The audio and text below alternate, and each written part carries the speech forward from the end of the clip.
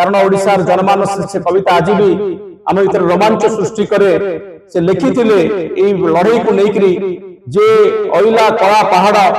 भांगिला लुहार बाड़ पीला महानदी पानी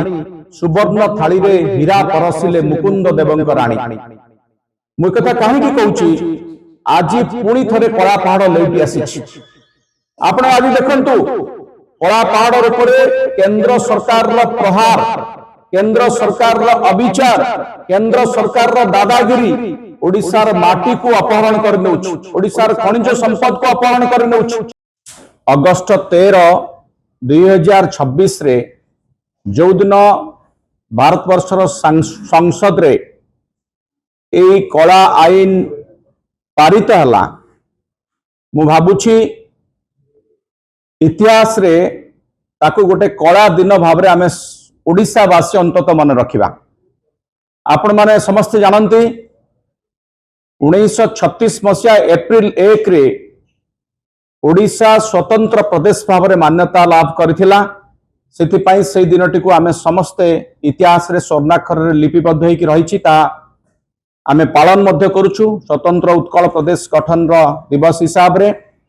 से दिन हमकु गोटे स्वाधीनता मिलथिला कहले अत्युक्ति हबो नाही ओडिशा ओडिया भाषा को आधार करके प्रथम प्रदेश भाव में भारत वर्ष रे गठन होइतला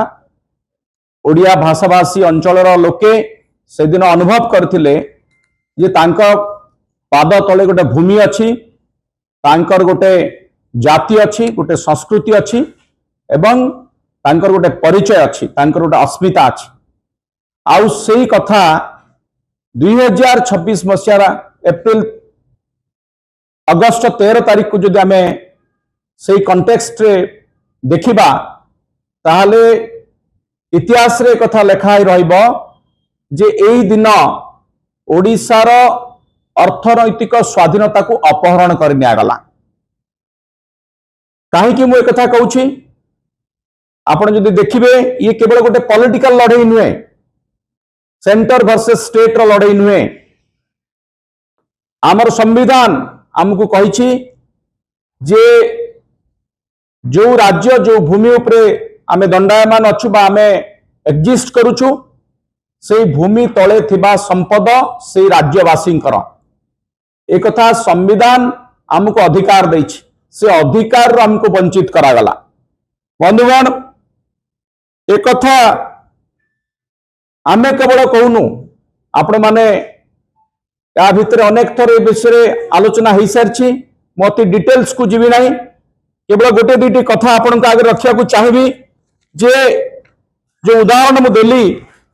ओडिशा इतिहास भितर को आउटे जावाक चाहिए जे आपणकर मन थी ओडिशार शेष स्वाधीन राजा थिले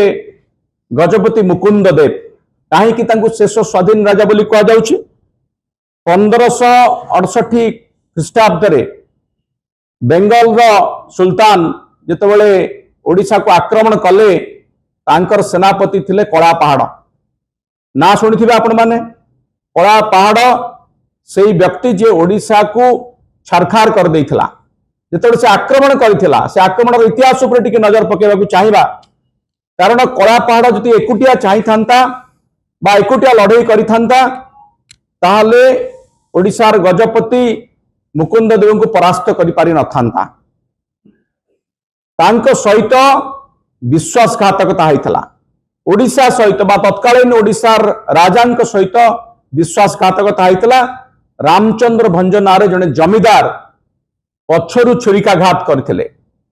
सी मुकुंद देव विरुद्ध लड़ाई करथिले दुईटी लड़ाई मझिरे रही जाइथिले बिचरा तत्कालीन गजपति